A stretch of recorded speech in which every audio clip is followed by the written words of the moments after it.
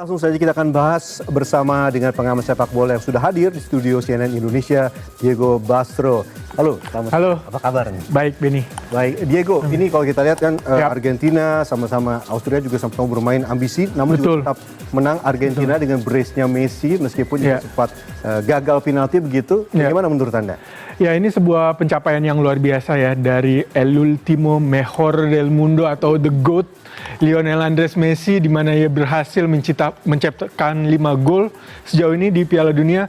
Dan kalau kita mengilas balik ke belakang, memang perjalanan Messi dengan Argentina ini tidak bisa dikatakan mulus ya. Betul. Beberapa kali patah hati demi patah hati ia sempat lalui bersama Argentina mulai dari 2006 ketika itu di Jerman, kemudian juga di puncaknya di Piala Dunia 2014 mereka bermain di final, lagi-lagi kalah oleh Jerman, dan ketika itu juga banyak publik Argentina yang kemudian mencemooh, menganggap bahwa Messi ini bukan orang Argentina, ia hanya bermain untuk Barcelona. Dan puncaknya di tahun 2016 di Copa America, ia juga kalah di partai final melawan Chile, ketika itu adu penalti, penaltinya tidak masuk, dan ia dengan bercucuran air mata keluar dari stadion ketika itu, dan tidak lama kemudian ia mengatakan untuk gantung sepatu. Dan masyarakat Argentina pun juga melihat Messi yang memiliki karakteristik pendiam, tidak begitu banyak ekspresif, sangat kontras dengan karakteristik orang-orang Argentina yang mereka katakan bahwa orang Argentina harus selalu punya bronca, mereka bilang. Karakteristik yang berapi-api, yang ekspresif, yang kadang-kadang konfrontatif dengan lawannya, ini tidak ditunjukkan oleh Messi. Nah, tapi kemudian pada Copa America 2021 itu kemudian berubah.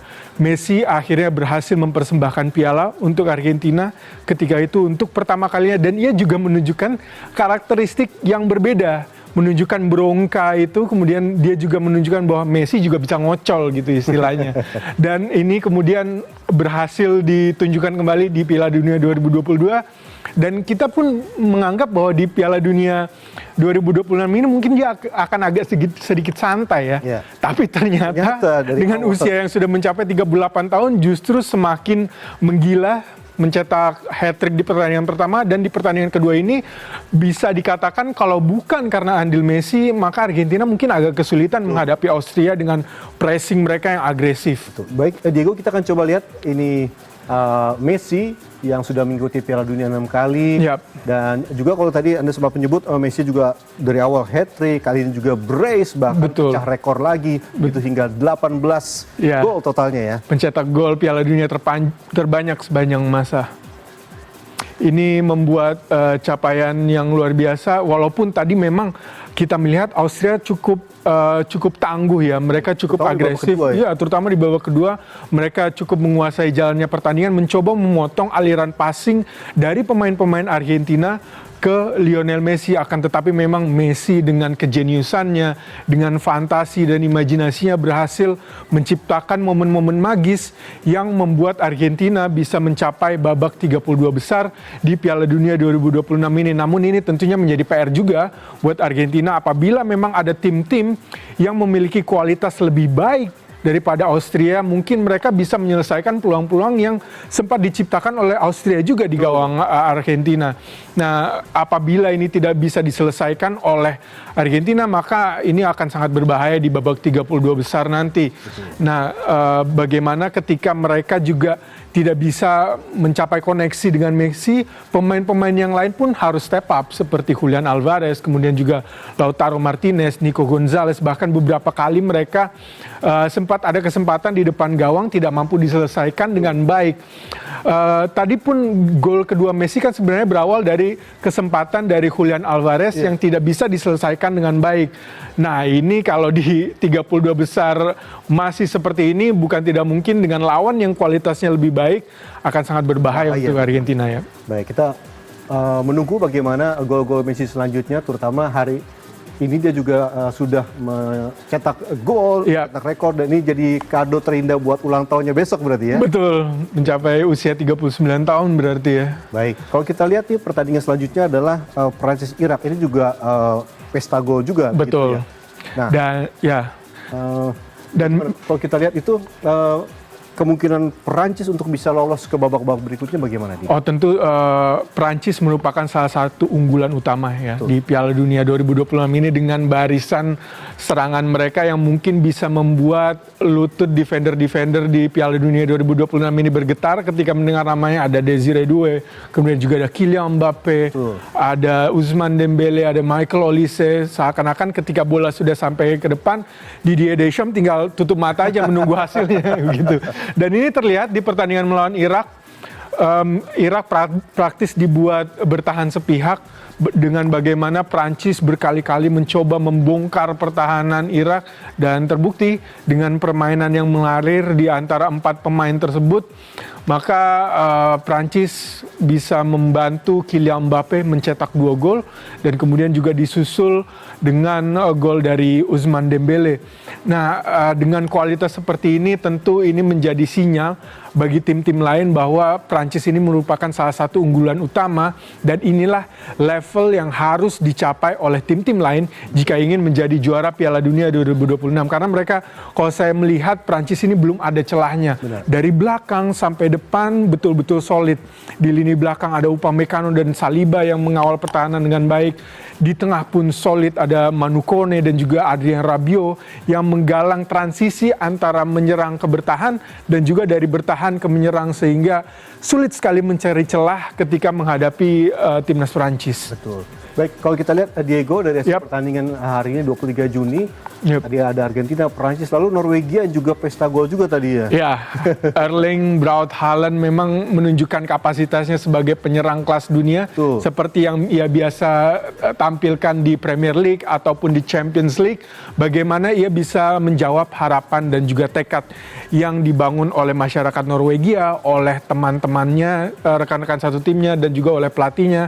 Dan ia itu tunjukkan di lapangan bahwa meskipun Norwegia sudah lama sekali tidak tampil di Piala Dunia, namun dengan bakat seperti Haaland mereka dapat berbicara banyak, dan tentunya hari Jumat nanti akan seru nih pertandingan antara Prancis melawan Norwegia untuk memperebutkan peringkat 1 dan peringkat kedua di grup I. Baik, kalau kita lihat Haaland sendiri bermain itu seperti tidak ada demam panggung begitu. Betul. Debut pertamanya gitu. Ya, memang dia seperti monster ya, seperti Majin Buu gitu. Kalau orang-orang mengatakannya, dia memiliki mental seorang superstar seperti Kylian Mbappé, seperti Lionel Messi. Walaupun ia bermain di tim yang tidak memiliki sejarah yang panjang seperti Argentina atau Prancis misalkan, tapi pelatih dan pemain-pemain Norwegia ini sepertinya sudah mengetahui hal tersebut, bahwa mereka harus menggantungkan harapannya terhadap Haaland. Oleh karena itu sistem permainan, kemudian juga secara mental pun tekad yang mereka bangun, mereka berikan kepercayaan yang besar kepada Haaland. Apabila kita bisa memberikan bola kepada Haaland, maka selesai urusan kalau menurut mereka. Baik, kita akan melihat besok itu ada juga pertandingan-pertandingan yang cukup seru ya. Iya, betul. Salah satunya yang paling ini adalah Portugal Uzbek. Ini Portugal pun juga banyak tekanan begitu. Betul. Karena kemarin belum menunjukkan permainan yang baik begitu ya. Betul, karena mereka seri dengan Republik Demokratik Kongo. Pertandingan yang di atas kertas harusnya mereka menangkan. Dan ini dengan capaian yang dicapai oleh Messi, ini seperti memberikan mikrofonnya kepada Cristiano Ronaldo. Oke, saatnya giliran Anda Ronaldo untuk menjawab ekspektasi dari publik. Namun memang sejauh ini sepertinya Ronaldo masih belum menjawab hal tersebut. Memang terlihat dari Piala Dunia 2022, Ronaldo belum bisa banyak berbicara. Apabila kita melihat Messi, Kylian Mbappé, dan juga Erling Haaland, bagaimana tim-tim tersebut, rekan-rekan setimnya bekerja keras agar mereka bisa perform. Betul. Nah, hal yang sebaliknya tidak terlihat di Portugal. Bahkan beberapa kali kita melihat pemain-pemain itu body language-nya justru sebel gitu sama Ronaldo ketika misalkan ada peluang yang dibukukan oleh Ronaldo di ujung kotak penalti Kongo, ketika itu yang harusnya bisa diselesaikan oleh Bruno Fernandes, tapi disambar oleh Ronaldo. Ini membuat teman-temannya menjadi geram karena harusnya itu bisa membuat gol kemenangan bagi Portugal, namun dengan egoisme yang ditunjukkan oleh Ronaldo, mereka gagal meraih kemenangan. Nah, ini yang harus ditunjukkan oleh Portugal, apakah mereka harus membangku cadangkan Ronaldo terlebih dahulu. Ini juga harus menunjukkan karakter dari pelatih Portugal itu sendiri, Roberto Martinez, kalau misalkan memang Ronaldo tidak mampu menjawab harapan publik untuk saat ini, seharusnya dia mulai dari bangku cadangan terlebih dahulu. Baru nanti mungkin dia bisa menunjukkan cameo-cameo di akhir-akhir babak kedua mungkin untuk memberikan harapan bahwa ia bisa menjawab tantangan yang ditunjukkan oleh Messi, Mbappe, kemudian juga Haaland, bahkan oleh Harry Kane di Inggris yang nanti akan menghadapi Ghana juga. Baik, kalau kita lihat besok ini ya, Inggris juga Ghana. Nah, bagaimana menurut Anda? Nah, Inggris ini juga salah satu tim unggulan juga. Seperti Prancis, mereka solid dari belakang sampai depan dan mereka sepertinya punya chemistry yang sangat bagus karena tim ini sudah dibangun semenjak lama. Semenjak 2014 mereka berproses hingga Piala Dunia 2026 ini juga yang memberikan motivasi berlebih juga untuk Harry Kane yang tampil sangat luar biasa bersama Bayern Munchen musim ini, memecahkan rekor demi rekor. Tentunya ia ingin membawa performa tersebut bersama dengan timnas Inggris di mana dia bukan hanya bermain sebagai striker tapi juga sebagai kreator. Betul. Bagi timnas Inggris seperti yang ia tunjukkan untuk Bayern Munchen. Bahkan untuk fans-fans Bayern Munchen mengatakan bahwa Harry Kane ini di musim ini seperti Kapten Tsubasa gitu, dari belakang sampai depan dia selalu ada. Nah, ini yang diharapkan oleh fans Inggris bisa diciptakan dengan timnas Inggris, dan di pertandingan sebelumnya dia udah menjawab dengan 2 golnya dan ia menciptakan 1 assist juga untuk Jude Bellingham. Dan diharapkan tren ini bisa terus berlanjut di pertandingan melawan Ghana. Amin. Baik, menurut Anda, Bung Diego, ini dari hasil analisa Anda tadi, kira-kira Inggris-Ghana, kira-kira berapa nih tebak skor? Wah, kalau tebak skor agak sulit, tapi mungkin Inggris dengan formnya yang sudah cukup bagus, apalagi mereka mengalahkan tim kuat Kroasia dengan skor yang cukup signifikan, yakni 4-2. Sepertinya melawan Ghana mereka bisa berharap mencetak cukup banyak gol dengan minimal 3-0 mungkin. 3-0 ya? Yep. Baik. Kalau Portugal, Uzbek, ini Portugal juga tadi kan Anda menyebut cukup banyak tekanan, lalu Uzbek juga belum punya skor begitu kan? Betul. Nambah poin, kira-kira bagaimana nih tekanannya bagi Portugal? Nah, ini jawabannya ada di Portugal sendiri. Bagaimana mereka menjawab ekspektasi publik, bagaimana mereka menjawab bahwa mereka bukan tim yang flop di Piala Dunia 2026 ini. Dan sebaliknya juga Uzbekistan punya motivasi yang berlebih. Jangan lupa Uzbekistan ini punya pemain-pemain yang punya talenta juga seperti Abosbek Faizullaev, kemudian juga Eldor Shomurodov, di belakang cukup solid dengan Husanov. Bukan tidak mungkin dengan pertahanan yang solid yang digalang oleh Uzbekistan, mereka justru mampu menciptakan kejutan ketika menghadapi Portugal yang saat ini sedang tidak solid permainannya. Betul. Kalau skornya kira-kira berapa nih? Skornya sepertinya Portugal masih bisa menjawab kali ini ekspektasi dari publik.